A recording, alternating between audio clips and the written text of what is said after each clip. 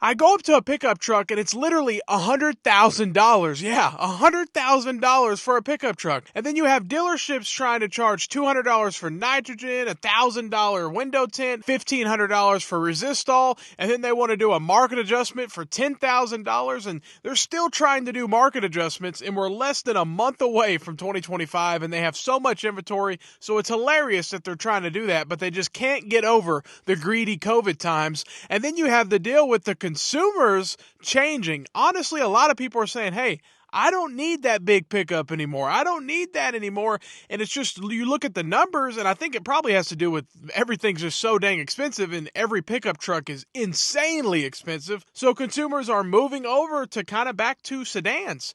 They want more affordable vehicles. And if you look at the numbers, more people are becoming more interested in sedans, and all these domestic manufacturers, General Motors, Ram, every brand, or Dodge, every brand stopped making sedans. Ford stopped making sedans in the U.S. market, and it's really unfortunate because there's a lot of consumers that are just running over to other brands and buying that, and they are literally giving the business away. So it makes no sense, and I think it's really going to affect their future sales because people just don't want these overpriced trucks. That's 100%.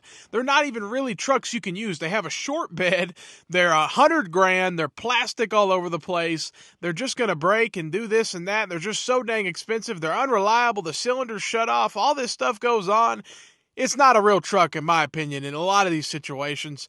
But a lot of people are realizing, hey, I don't even need it. A Frontier will do everything I will. A Nissan Frontier is a naturally aspirated V6. People are running over to that all day long right now because Tacoma went to a turbo four-cylinder, and it's built in Mexico, but they want to charge a premium with the price. So it's really, really crazy how greedy these manufacturers are, and consumers are starting to catch on and saying, hey, I'm not going to let you take advantage of me anymore. And the dealerships are trying to they got to get their money too. So you have the manufacturer trying to take full advantage. You have the dealership trying to take full advantage. So those two combined, not a good combination. So the consumer is just getting screwed from both ends. Literally, the manufacturer increased the MSRP dramatically because he saw the dealership was doing a markup. So the manufacturer was like, hey, I don't want the dealer to take all my money. So he ran over there. But it's just crazy. And these manufacturers have such a bad mindset. So like Carlos Tavares was the CEO of Stellantis, who is the parent company of Dodge, Jeep, and Ram. They are in charge.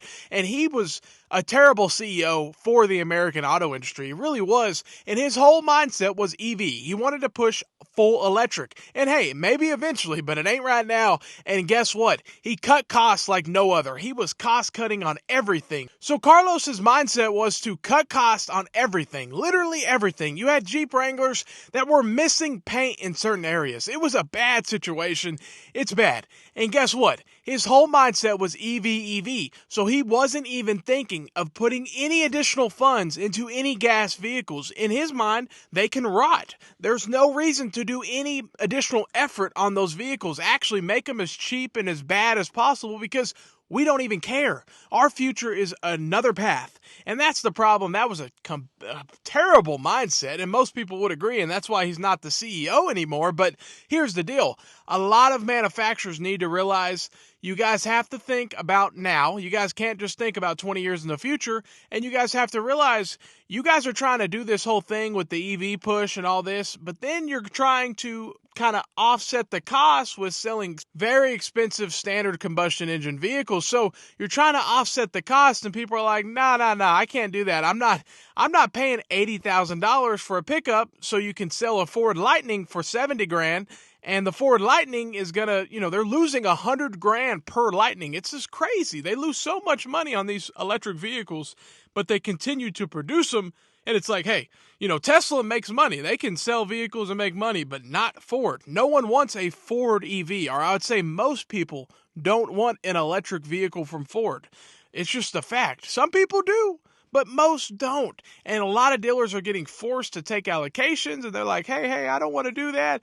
But they kind of have to take it because they're like, if you want the Mustang, you got to take this. So it's a game on both sides, but I know the dealers are definitely taking full advantage.